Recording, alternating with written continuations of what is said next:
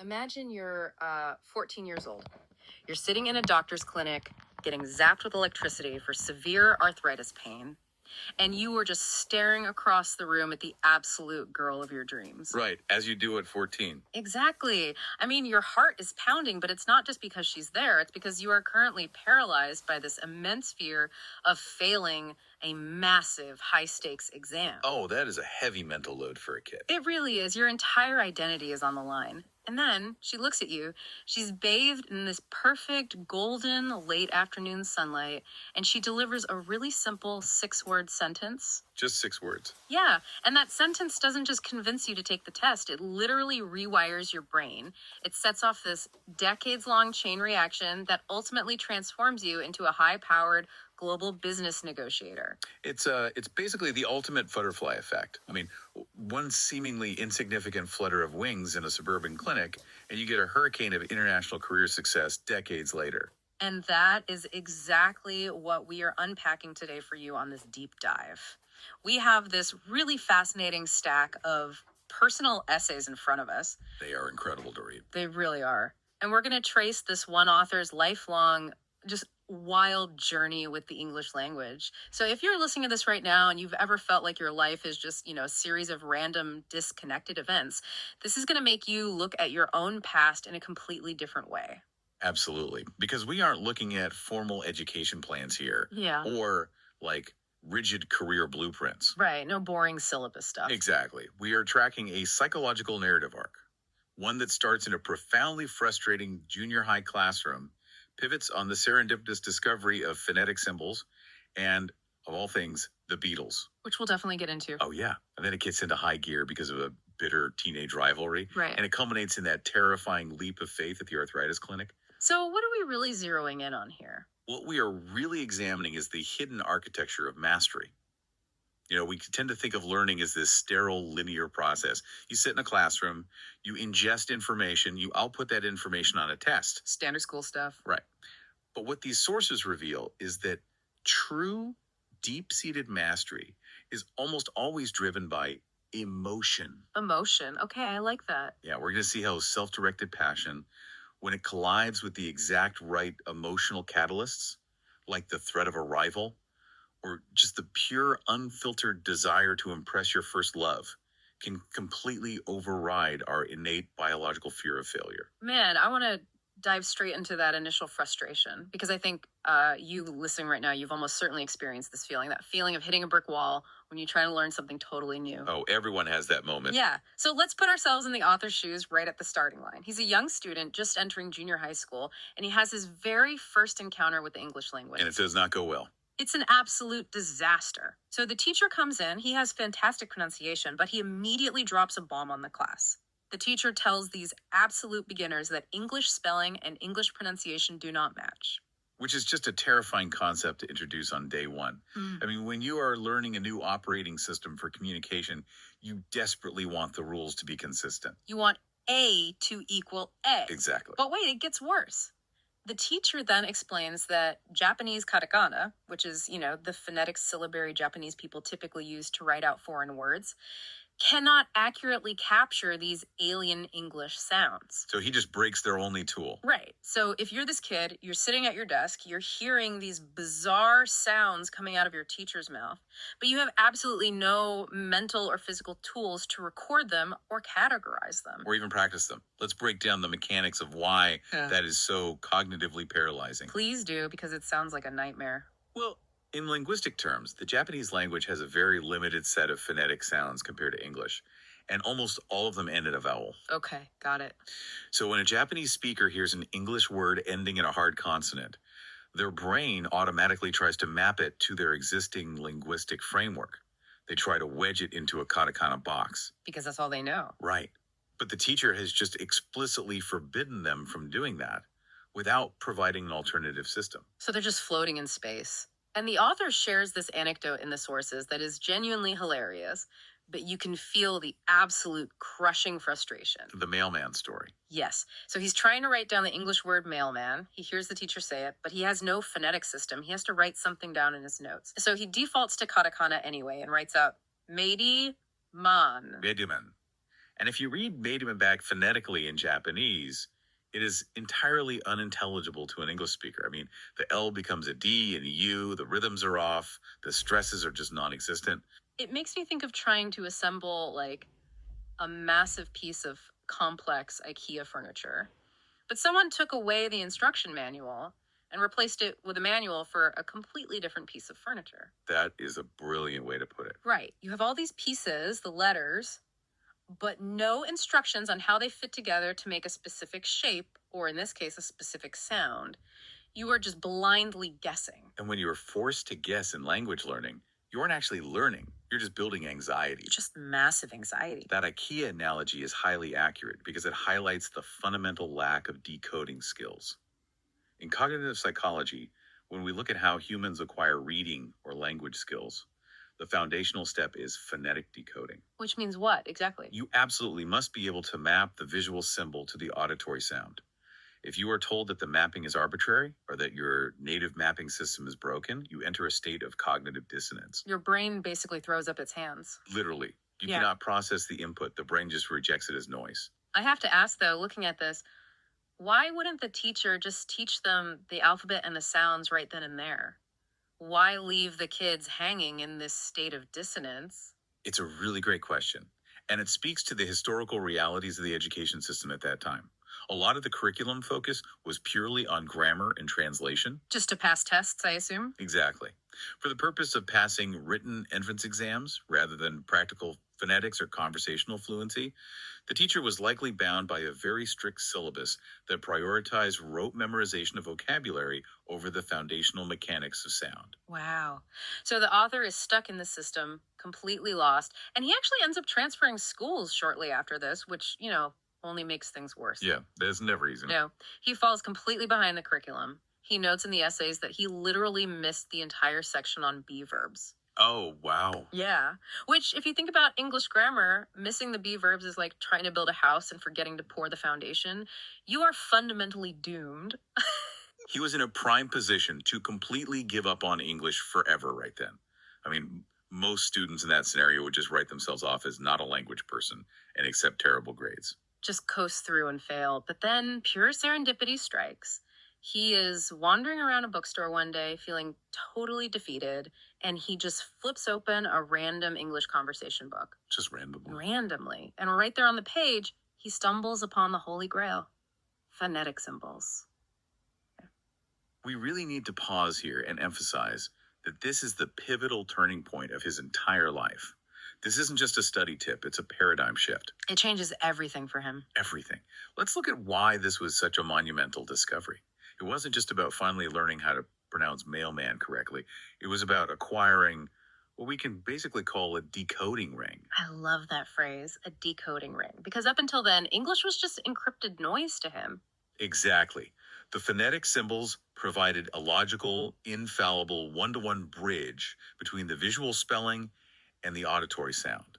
It took all the mystery and the guessing out of the language. If it made it make sense. It transformed English from a chaotic, arbitrary mess into a perfectly structured mathematical system.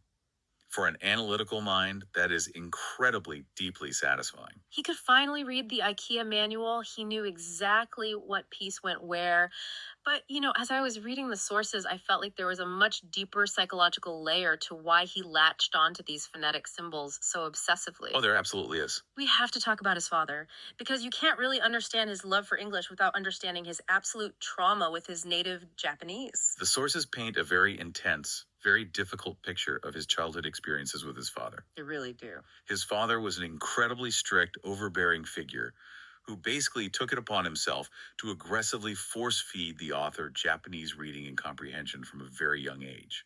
The stories are rough. I mean, he wasn't just casually encouraging his son to read. He would demand these complex oral summaries of books. He'd force the kid to rewrite essays over and over again. And he'd stand over him yelling. Yes. Yelling, "What is your mouth for?"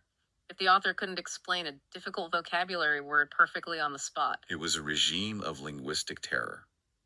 And the psychological damage of that approach is profound. I can't even imagine.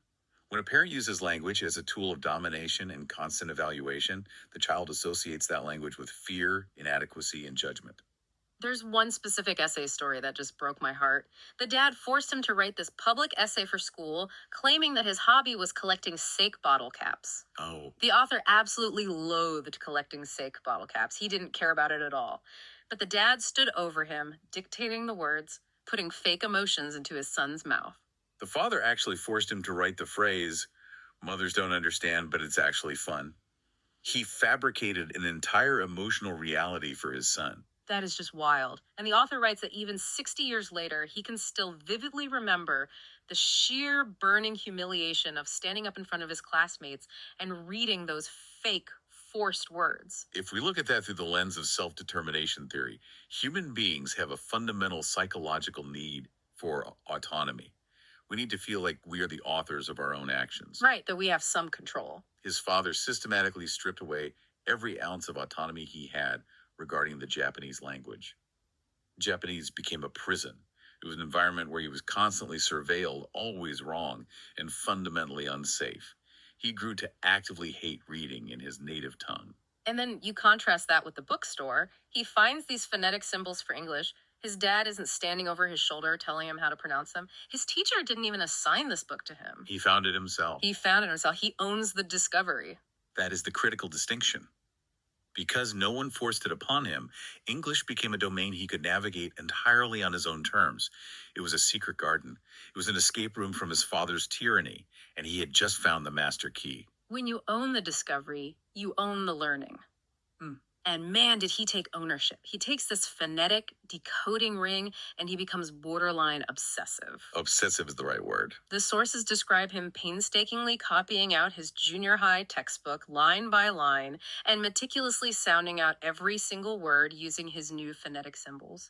He is basically reverse engineering the entire language in his bedroom. He is building his own internal architecture of English, completely independent of the classroom pace. And the validation he gets from this solitary effort is just incredible. There is this one specific exam question he mentions that perfectly proves his absolute structural mastery of the language. Ah, yes. The bizarre translation sentence. Yes, it was a translation question. The test asked the students to translate this English sentence into Japanese. The months after them are mistakes. Which is quite a sentence. Now, pause for a second. If you are a junior high school student and you read "the months after them are mistakes," your brain immediately glitches. It makes zero logical sense. Honestly, even as an adult, if someone walks up to you on the street and says, "the months after them are mistakes," you would have no idea what they were talking about. It lacks all semantic content. I totally had to look it up while prepping for this deep dive. The context is actually about the history of the Roman calendar. Right, the Caesars? Yeah. Julius Caesar and Augustus Caesar selfishly added July and August to the calendar to honor themselves. By doing so, they push all the subsequent months out of their proper numerical order. Right. For example, October comes from octo, meaning 8, like an octopus. It should be the 8th month, but it got pushed to the 10th month. So it's a historical numerical mistake. A fascinating bit of trivia, but practically useless for a junior high English test. Exactly. But here is where it gets amazing. The author didn't necessarily know or care about Roman calendar trivia. He didn't let the lack of semantic sense confuse him. Because he had a system. Right. But let me play devil's advocate here. If I'm a kid taking a test and my translation comes out to "the months after them are mistakes," I'm immediately going to assume I translated it wrong. You'd second guess yourself. I'm going to erase my answer and try to write something that sounds like a normal, logical sentence. Why didn't he do that? Because his confidence wasn't rooted in the meaning of the sentence. His confidence was rooted in the mathematics of the syntax. The mathematics. Think about his methodology. He had meticulously copied that textbook, read it aloud hundreds of times, and mapped every word phonetically. He had internalized the architecture of the language. He knew how the machine worked. Exactly. He knew what a subject was. He knew how a prepositional phrase functioned. He knew the role of the plural be verb. He looked at that sentence like an algebraic equation. Subject A plus modifier B equals noun C. Oh, that makes sense. He trusted his structural decoding ring more than his own subjective confusion about the Roman calendar. It's like a pilot flying purely by their instruments in a thick fog. Your body might be telling you that you're flying upside down, but if the dashboard says you're level, You trust the dashboard. Perfect analogy. He trusted his syntactic dashboard. And because he did, he was the only kid in his entire grade to score 100% on that test. Which is a tremendous psychological victory for him. He didn't just get 100% either. He maintained that perfect 100% streak throughout all his junior high English tests.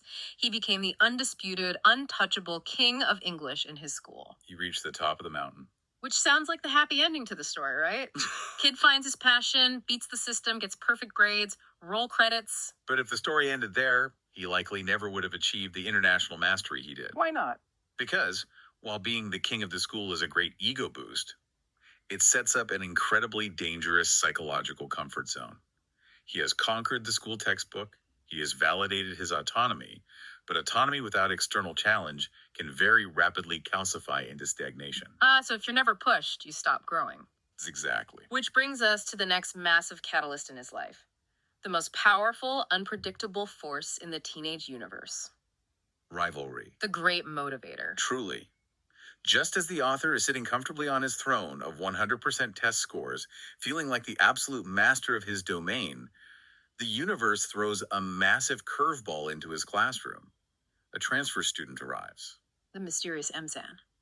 The essays refer to her simply as M-San, and M-San unwittingly detonates a bomb in the author's carefully constructed world. She casually passes the Eichen Grade 4 exam. Now, if you aren't familiar with the Japanese Eichen testing system, it's a standardized proficiency test. Grade 4 is roughly equivalent to completing second-year junior high school English. But the author and M-San are only halfway through their first year, or early in their second year. So M-San has effectively provided empirical, standardized proof that she's operating a full year ahead of the school's curriculum. Think about what that does to the author's ego. When you have 100% on every test, you aren't just succeeding, you're building an identity out of glass. It's incredibly fragile. It's so fragile because it relies on the assumption that the school test is the ultimate measure of intelligence. When M-San passes Eichen Grade 4, she doesn't just beat his score, she throws a rock at his glass house. Suddenly, his 100% on a basic quiz feels incredibly small and provincial. This is a textbook example of what sociologists call the psychology of the sandbox. The sandbox. Okay, explain that. When you are the biggest kid in a small sandbox, your entire worldview is limited to the plastic edges of that box. You sincerely believe that mastering the school textbook is the absolute ceiling of human achievement in English. Because you can't see past the edge. Right. What M-San did was completely shatter the edges of the sandbox. She reframed his mindset by showing him that the school textbook wasn't the ceiling at all. It was just the floor.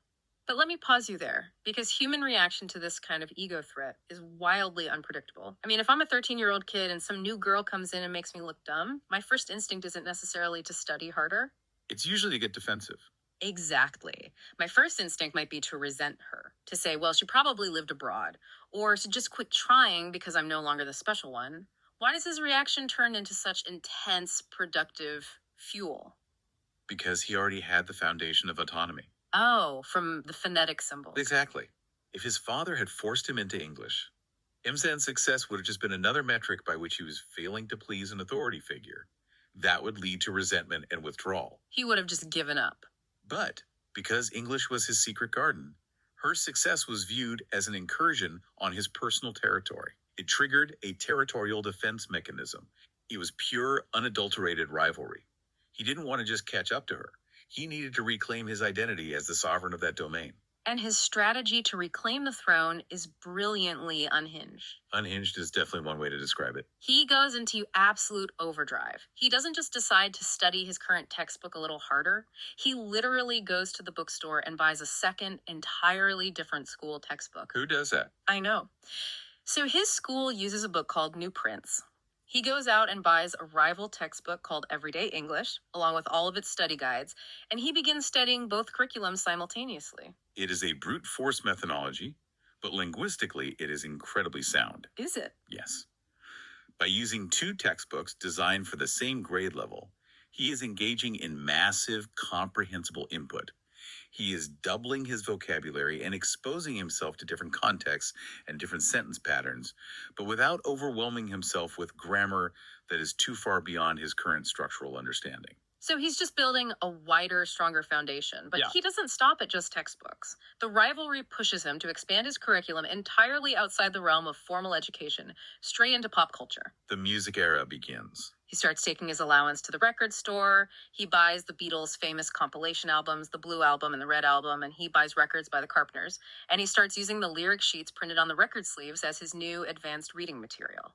And this is where we have to critically differentiate his methodology from typical teenage behavior, because millions of teenagers listen to music in foreign languages. Right, I actually want to push you on this because listening to music feels like a very passive, lazy way to study. It usually is. I mean, I can drive in my car and sing along to Despacito at the top of my lungs, but I couldn't order a cup of coffee in Spanish to save my life. I have friends who listen to K-pop for hours a day and they don't speak Korean. What is the actual mechanical difference between what they're doing and what the author did with the Beatles? The difference is the distinction between passive consumption and what linguists call active pattern practice. Okay, what does that look like in practice? When you sing along to Despacito, you are just mimicking sounds. You aren't processing the syntax. The author, however, treated Lennon and McCartney as high-intensity grammar laboratories. He didn't just sing the lyrics, he actively manipulated them in his head in real time. Give me an example of how that works. Let's take the song She Loves You. A passive listener just sings, "She loves you, yeah, yeah, yeah." The author would listen to the song, and while singing, he would mentally change the subject pronoun to test the grammatical rules he had learned in his dual textbook study. Oh, wow. He would sing, "He loves you," or "They love you," actively ensuring that his brain understood how the verb conjugation had to shift, like dropping the "es" for the "wers" to maintain grammatical accuracy. He was running real-time syntax substitution drills over a pop beat. That is wild. He's treating the greatest band in history like a Mad Libs exercise for verb conjugation. Precisely. And furthermore, he applied his original obsession, his phonetic decoding ring, to the audio. He didn't settle for good enough pronunciation. He never settles. Never. He practiced matching the exact speed, the exact rhythm, and the exact intonation of the native speakers. In the sources, he specifically highlights the song Please Please Me. There is a rapid-fire lyrical line in that song. There's always rain in my heart. Okay, there's always rain in my heart. Even for a native speaker, that's a mouthful to say quickly on beat. For a Japanese speaker, it is a phonetic nightmare. You have the sound in theirs linking immediately to a vowel in always, followed by an R in rain. Japanese phonetic structures simply do not move like that. The rhythmic phrasing is entirely foreign. So how does a kid in a bedroom in Japan master it? Through relentless, deliberate practice. The author writes that he practiced that single split-second line over 100 times. Over 100 times, just that one line. Yes, he would sing along, stumble over the syllables, physically move the needle back on the vinyl record player, and try again. Over and over and over. He wasn't just training his brain. He was literally forcing the muscles in his mouth, his tongue, and his jaw to adapt to entirely new motor patterns. He treated pop music as high-speed, muscular phonetic drills. That level of dedication is staggering, and you can see how this obsession with auditory input just completely takes over his life. The music serves as a gateway drug to other media. It naturally expands. Yeah, he starts tuning his radio to NHK educational programs. He's listening to Zokukiso Aigo and Aigo Kaiwa. And then he starts staying up late past midnight to listen to cultural radio shows like Haikuman nin no Igo on cultural broadcasting stations. Let's consider what that late-night radio exposure does for his linguistic development.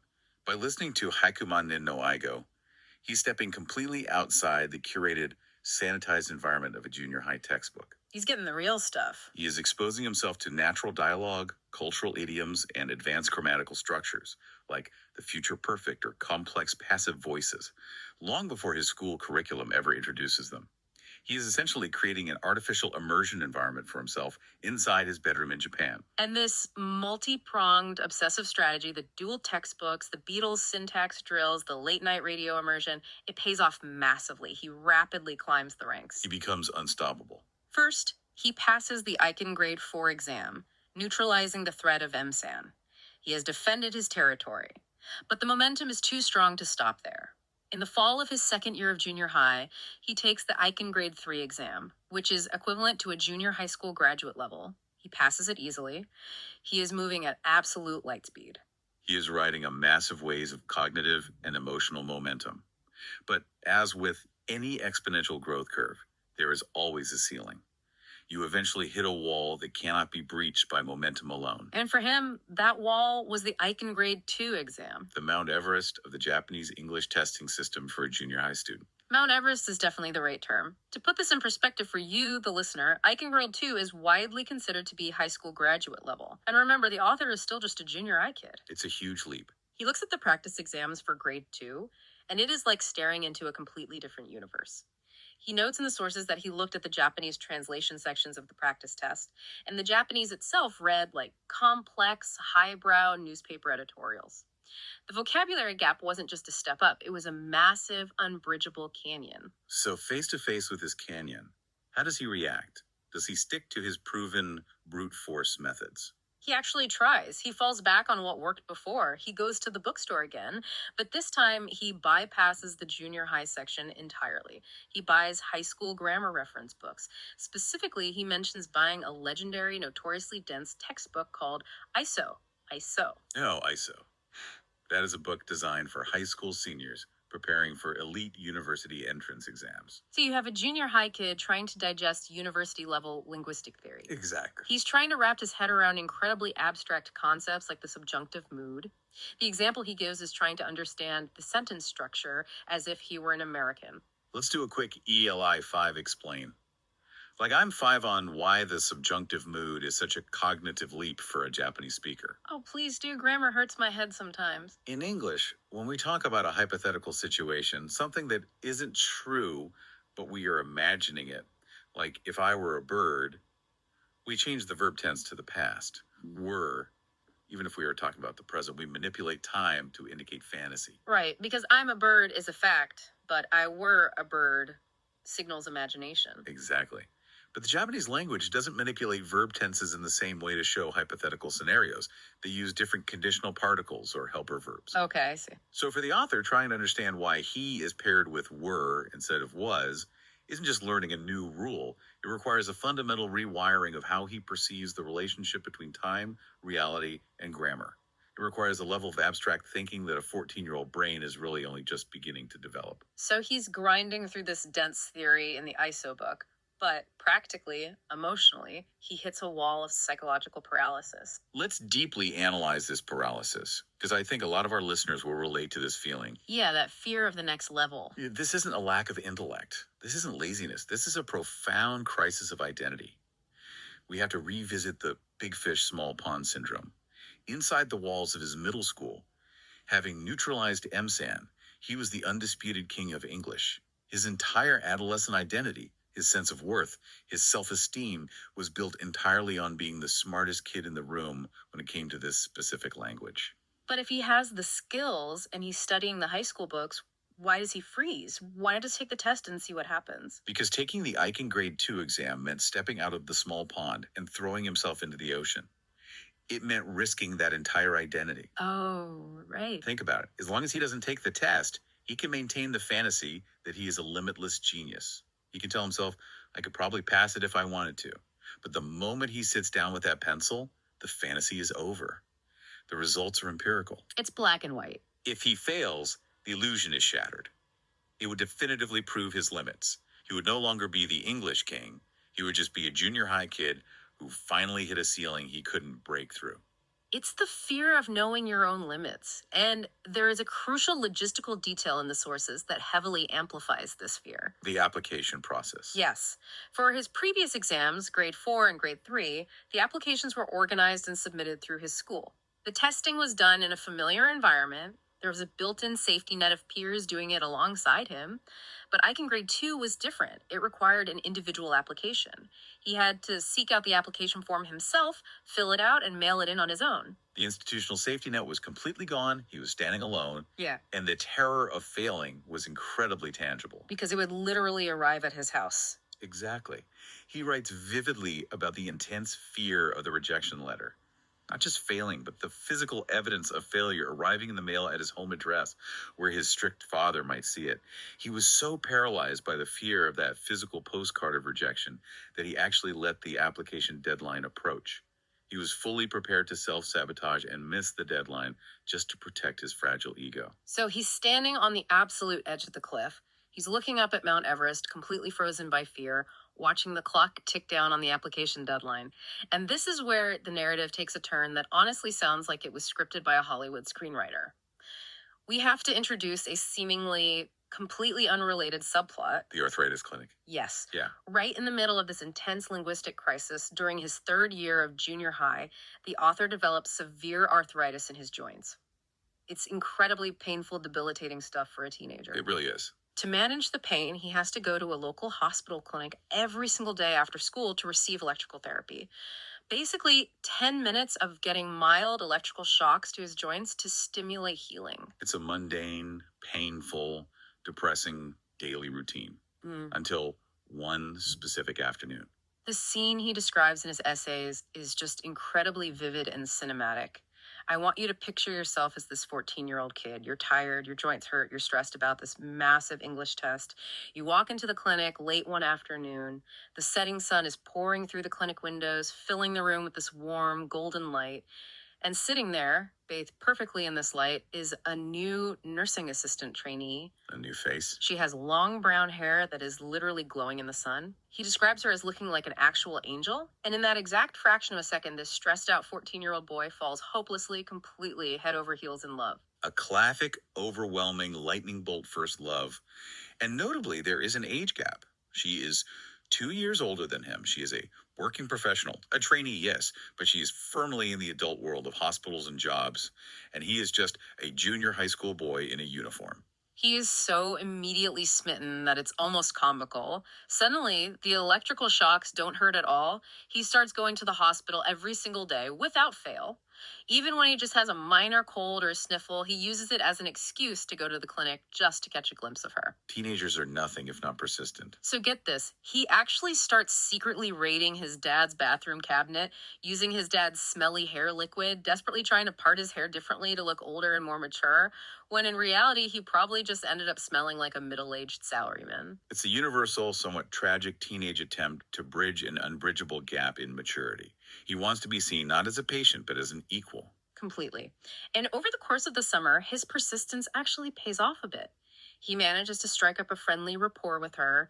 They start having these fleeting, highly anticipated conversations at the train station during her commute home from the clinic. Those moments mean everything at that age. And you know how it is when you're talking to a crush? You are desperately scanning your brain for any topic of conversation just to keep them talking to you for one more minute. So what does he bring up? He brings up the biggest thing consuming his mind. He unloads his ultimate dilemma. He tells this older, beautiful nursing assistant all about his paralysis regarding the Eichen Grade 2 exam. He confesses his fear of failure, the daunting vocabulary, the terror of the rejection postcard. And her response to this confession is the ultimate catalyst of this entire deep dive. He tells her he's debating if he should even bother applying since he'll probably fail. And she looks at him, listens to his anxieties, and delivers this incredibly simple, piercing line. You won't pass if you don't take it. In Japanese, ukanes, ukanakia ukanayo. It sounds almost painfully obvious. It's a literal tautology. Yeah. If A does not happen, B cannot happen.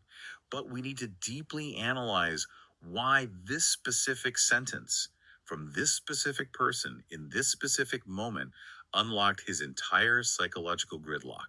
Because if we think about it, if his strict father had said, you won't pass if you don't take it, he would have heard it as a threat. He would have rebelled or panicked. Right. If his English teacher had said it, he would have felt the crushing pressure of academic expectation. Exactly.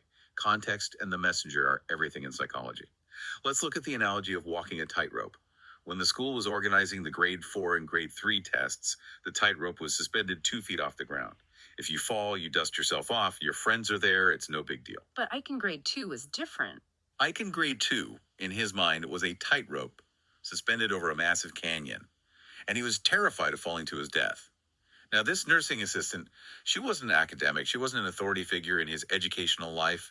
She didn't care about his grades, and she certainly didn't care about his fragile identity as the English king. But she was an older woman whom he deeply idolized and desperately wanted to impress. She was the golden-haired angel from the clinic. Yes. And her simple, undeniable logic, you won't pass if you don't take it, didn't walk the tightrope for him. But what it did was point out that there was a massive safety net at the bottom of the canyon. It reframed She everything. completely stripped away his complex layers of ego, fear, and overthinking. It reduced the monumental, terrifying Mount Everest back to a simple binary choice: take the step or don't.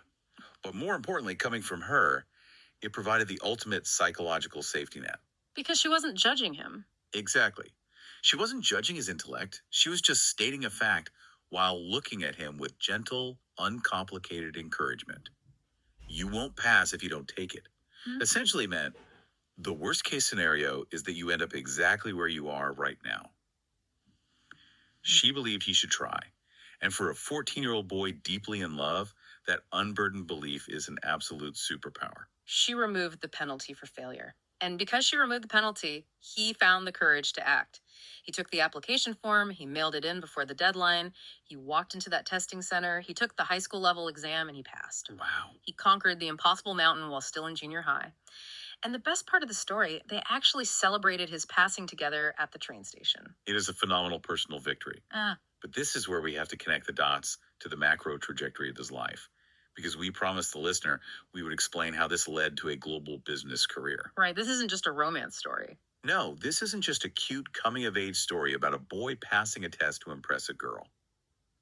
This specific moment, this foundational act of overcoming the impossible barrier because he was granted psychological safety, directly laid the neurological and emotional groundwork for his entire adult life. Right, because by conquering high school level English as a junior high student, he didn't just learn vocabulary, he effectively unlocked the world.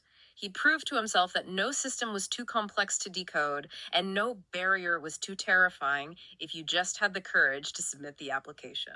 Let's look at how this scales. Fast forward to his late 20s. The sources detail his time as an expatriate businessman living in the United States. Right. This is the 1980s or 90s, a time when international business was far less globally integrated than it is today. Yeah, that must have been incredibly isolating. Being a Japanese expat in America was a deeply isolating experience for many. But what's amazing is that he wasn't just surviving over there clinging to other expats. He was actively thriving.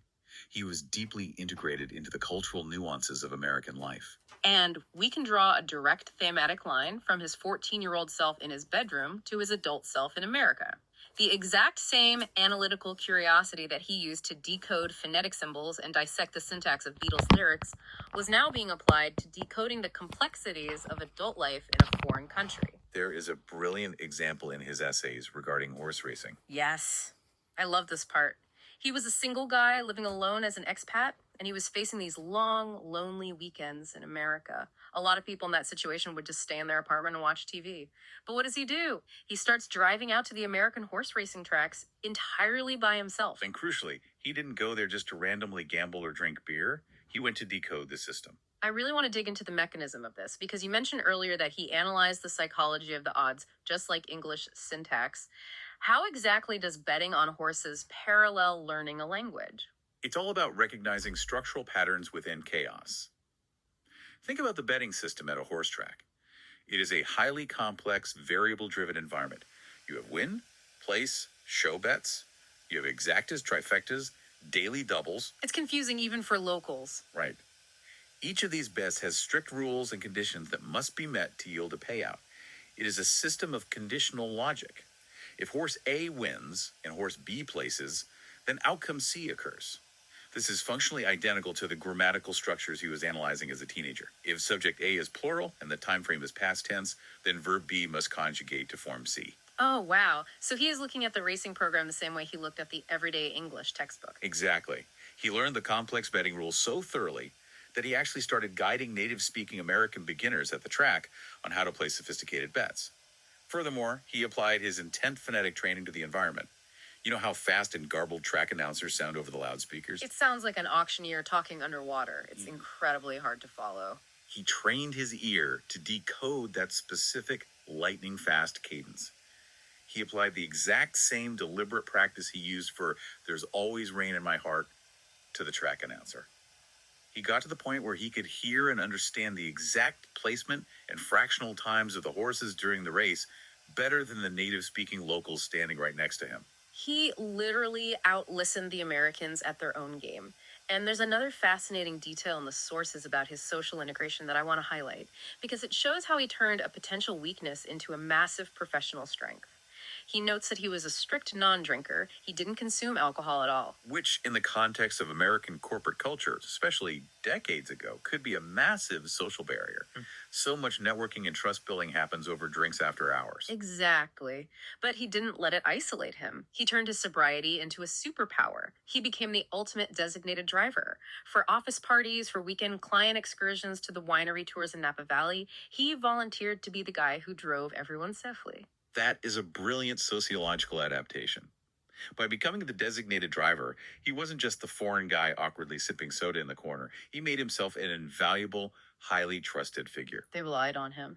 When you are the one ensuring everyone gets home safe, you are placed in a position of quiet leadership and dubbed trust. He wove himself inextricably into the social fabric of his American colleagues and clients. It demonstrates incredible emotional intelligence and adaptability. And all of these soft skills, the adaptability, the pattern recognition, the emotional intelligence, they culminated in his actual professional role. The sources note that his career deeply involved complex, high stakes international contract negotiations. He was the guy in the boardroom trying to balance incredibly diverse, conflicting elements between Japanese and American corporations, negotiating price points, demanding quality control, establishing delivery timelines, and fighting over liability clauses. Which sounds like an absolute nightmare of moving parts to most people. But think about the skill set he had been building since junior high. A contract negotiation is essentially an extremely high stakes translation exercise. How so? Walk me through the parallel. Let's take a liability clause in a contract. If you change one word, say changing will to may, you entirely alter the legal reality of the agreement. It requires an intense analytical mind to see how changing one clause affects the entire architecture of the contract. It is the exact same mental muscle he used when manipulating the lyrics to a Beatles song, changing She Loves You to He Loves You, and tracking the cascading grammatical effects. It's all connected. Furthermore, negotiation requires the empathy to understand the opposing party's cultural perspective, which he gained through his deep social integration as the designated driver. And above all else, it requires the raw, unadulterated courage to step into an unknown, high stakes room where failure is a real possibility and not let the fear paralyze you. It requires you to remember that you won't pass if you don't take the test. All of those professional superpowers, the linguistic precision, the cultural adaptability, the courage under fire, they are all directly rooted in that early self-directed journey that began with a frustrating katakana spelling of Maidumen. It is truly staggering when you zoom out and look at it all at once. Let's summarize this wild domino effect we've been tracking for the past hour. Frustration with a junior high teacher's arbitrary spelling rules leads a boy to discover phonetic symbols in a bookstore. Those phonetic symbols unlock his ability to decode the English language, which allows him to sing along to the Beatles. Right. Singing the Beatles fuels a competitive, territorial rivalry with a transfer student, which drives him to devour high school grammar books. That unchecked ambition leads him to the terrifying cliff edge of the Eichen Grade 2 exam, and he only summons the courage to jump off that cliff because an older crush bathed in golden light at an arthritis clinic casually told him to go for it. Yeah, it's a beautiful, intricate chain of causality, and it really highlights a profound truth about human development. Listen. Mastery is rarely a solitary pursuit, even when it looks entirely self-directed. We like to think of the self-made individual, but the reality is that we are always reacting to and interacting with our environment, our rivals, our traumas, and our inspirations. It really makes you want to turn the lens inward and look back at your own life. To you, listening to us right now, think about where you are today. What was your personal Eichen Grade 2? What was that terrifying monumental leap you had to take where you objectively had the skills, but you completely lacked the courage to open the door? And more importantly, who was that unlikely person? Yes, maybe a passing teacher, a stranger on a train, or a golden-haired crush who gave you the gentle, undeniable push you needed to realize there was a safety net waiting for you. As we wrap up this deep dive, I want to leave the listener with a final, rather poignant psychological concept drawn directly from the author's essays that ties this entire narrative together perfectly.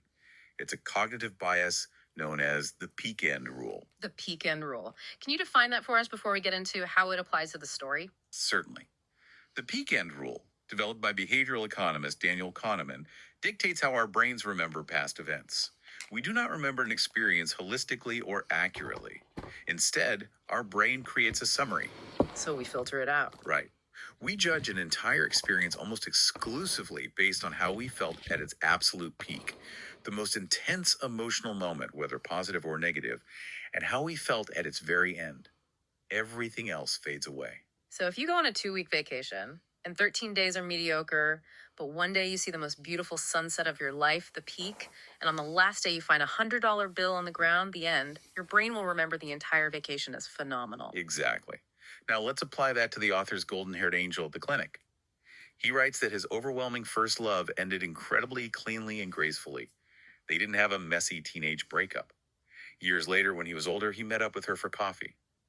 During that meeting, she gently told him that she was engaged and getting married. Ouch. That's a tough moment for anyone to hear about their first love. It is.